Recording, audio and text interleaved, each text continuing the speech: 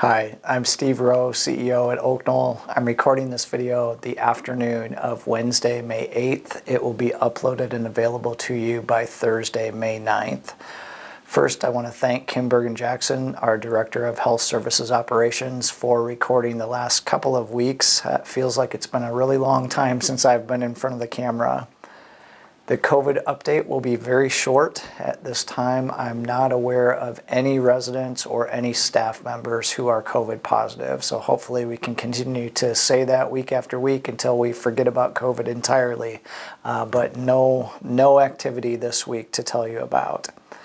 We do have a small group of Oak Knoll staff members away today and tomorrow at our state Leading Age Iowa conference. Lindsay Reed and Megan Ross are presenting on our music therapy program. That is happening today and might actually have happened already. And then tomorrow on Thursday, Kim Bergen-Jackson and Chrissy Gilbreth will be presenting on the pain check study that Kim coordinated and that we facilitated in several communities across eastern Iowa. So good to be there at that conference, and Oak Knoll is sharing our experience with other colleagues throughout the state of Iowa over these couple of days. I want to follow up on Kim's comments over the last couple of weeks about our health center census. It absolutely is correct that we are close to capacity or full, depending on the day. Today, there is one open space and we have one person in the hospital. Tomorrow, that one open space will be occupied by somebody with a planned transition into the health center. So we'll be back to being full again tomorrow. That does not mean that we are not able to provide the care that you need. We will be creative and have been creative in figuring out, it's like, how are we going to meet the care needs of everyone as they come about? And we've used guest rooms. We actually have set up an apartment very close to where the loft is located on 3rd floor, just above the health center. And that is serving as another kind of overflow space for us right now. Those spaces are staffed with a certified nursing assistant and then nurse visits and check-ins, very much like if the person wasn't actually being cared for in the short stay unit or level 2 of the health center. I guess the primary difference is there's actually more staff support to the people in those apartments because we've got basically a one-to-one caregiver type situation where in short stay or level 2 health center, it would be a team of CNAs that are supporting many more residents simultaneously. So just want to talk about that, let you know that it's like we will continue to be creative and it's like meet the care needs as they happen, even if that means providing care to you directly in your apartment while we don't have space in the health center. Another key idea there to keep in mind is the reason that we're in this situation is that we truly are providing exceptional end-of-life care. We have 7 hospice patients right now in the health center.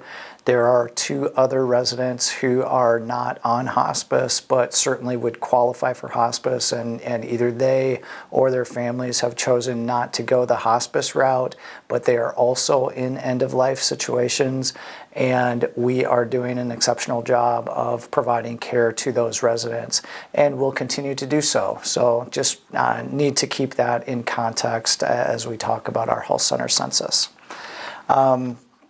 Want to provide a quick update on progress for the 1201 West Benton property, what's happening there. Next Thursday, May 16th, is our meeting with the council that decides on the certificate of need application. We've talked about that over the last few months, but next Thursday is actually the big day for us. It will be a Zoom meeting, and we have half an hour to talk through our proposal and why we want 12 additional licensed nursing beds. My hope is that they see the rationale and can support that and give us the beds that we are requesting. If that doesn't happen, it does not mean that we're going to stop work on that project. It just means that we won't be able to call the spaces licensed nursing home beds, at least initially. But we are continuing to move forward on designing that building. We have conceptual plans, and we need to get those converted into construction drawings that the general contractor will be able to use to build the building.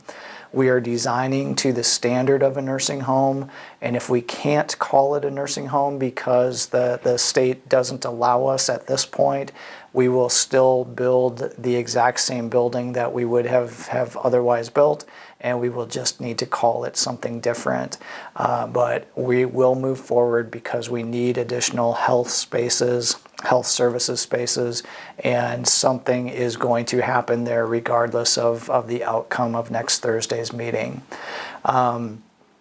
Progress that has happened recently, there was a company that came in to do testing for asbestos.